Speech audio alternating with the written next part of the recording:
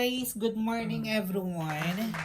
Today it's Sunday. Yeah. Linggo po ngayon guys. So mag-start ako ng duty ng 12 o'clock kasi every week nag-change kami ng time. So since alas 12 pa ang pasok ko, nasa bahay muna ako ngayon at kasama kong aking iring na burikat. See? Justin! Ang babaeng tikbalang. Ayan. O, sino tingnan mo? Ayan o, si hi. Hello. Maghilok ka sa kan. Hi guys. Mag-hi guys kadali. Hi guys. Hi everyone. Hi everyone. Nyaw, nyaw. Hi everyone. Mata pobre ang bakla. Mata pobre ka, day. Justin. Si Justin ay mata pobre. Ang aking iring na burikat. Yan. Yan siya, oh. Yan siya, day. Saan ka naman pupunta? You're going naman. Ha? Saan ka pupunta, day? Hello, hello. Hello, day. Hello, day. Ang iring na buang, day. Hello, hello.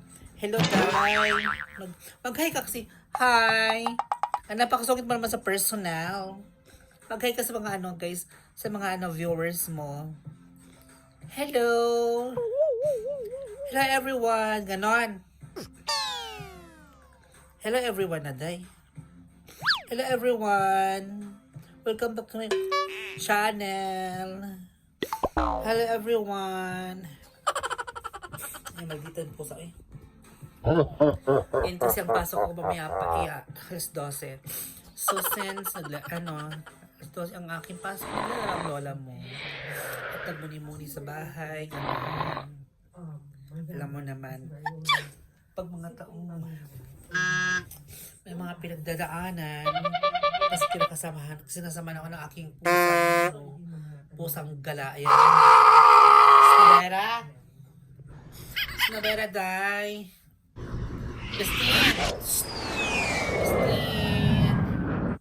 Justin.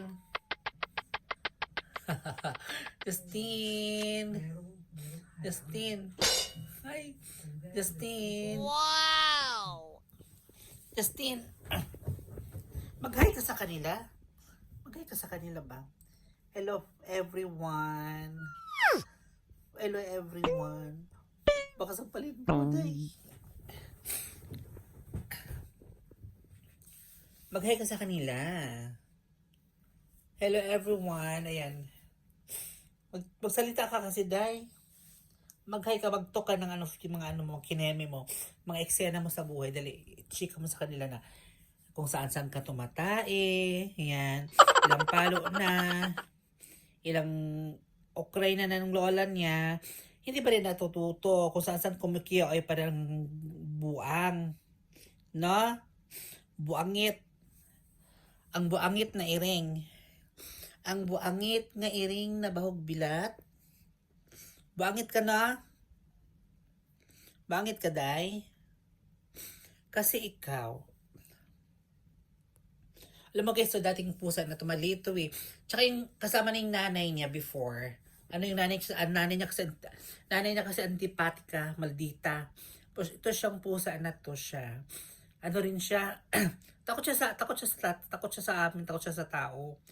Ang ginawa nung everyday naman na lumaki na siya, medyo natututo siya na maglakad. Tsaka medyo na siya, inaabotan yung pagkain. Yun, ganun pala yun guys, yung pusa, pag palagi mo siyang binibigyan ng pagkain, masasanay pala sa yung pusa. Yun, ganun. So, everyday na actually, pag binibigyan ko siya before ng food, nilagay, pag nandyan ako, lumalayas siya, nandiyan malapit. Pag nawala na ako, kinakain niya. So, hanggat isang buwan siguro lagi ko siya binibigyan ng food ng ganun. 1 month, ganun. Then 1 month, kahit papano, nahahawakan. I mean, lumalapit na siya. Pag hinawakan mo, tumatakbo, ganun. Ganun hanggang siguro mga ilang weeks na siguro.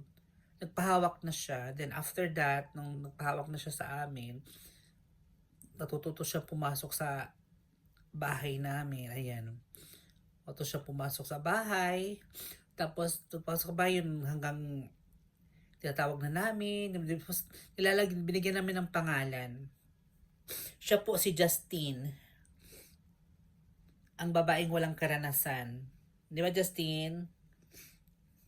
Tsaka alam mo itong pusa na to guys, if ever last one time may problema. Yung malungkot ang lola mo. Diyos ko dahil, super tabi siya sa akin.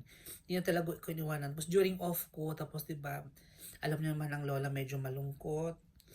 Pag off ko, magiging sa bahay lang. Ayaw ko kasi lumabas.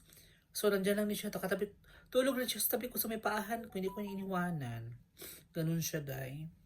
Ganun siya mga ka-works. Ganun kabait ang aking pusa. Kaya kayo, mag-alaga kayo ng pusa kasi ang pusa kasi swerte kasi ang pusa eh. Ang pusa ay swerte. Yung ganun. Actually, hindi naman may iwasan na pag na-impair ka pa, papaluin mo talaga siya. Normal lang naman for disiplina sa kanila kasi hindi naman pwedeng bibibihin mo na wala nang kinatatakutan. Dapat merong kinatatakutan ng mga ganyan kasi nga syempre diba para meron silang may takot pa rin sila sa iyo.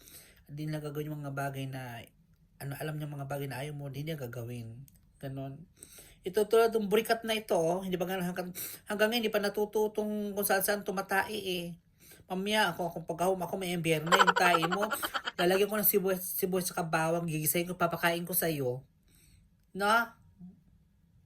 Nakikinig ka ba? Ha? Nakikinig ka ba? Nakikinig ka ba? Makinig ka naman. Sige na. Tapos, nakinig ka ba, Ning? Nakinig ka? Sabi ko, wag ka kung saan-saan tumatai. Alam mo yon? Kasi, ang bango pa naman ng tayo mo, amoy Chanel. Diba? Ang tayo mo, amoy Chanel. Okay? Kaya ikaw wag ka basta-basta kung saan-saan tumatai, bakla. Naintindihan mo ba ako? Sige na, bye-bye guys. Bye-bye guys. Bye-bye guys. Ang ganda-ganda ninyo. Ang ganda-ganda ng bye-bye. Bye-bye guys. Bye-bye guys. Bye-bye guys na. Sige na.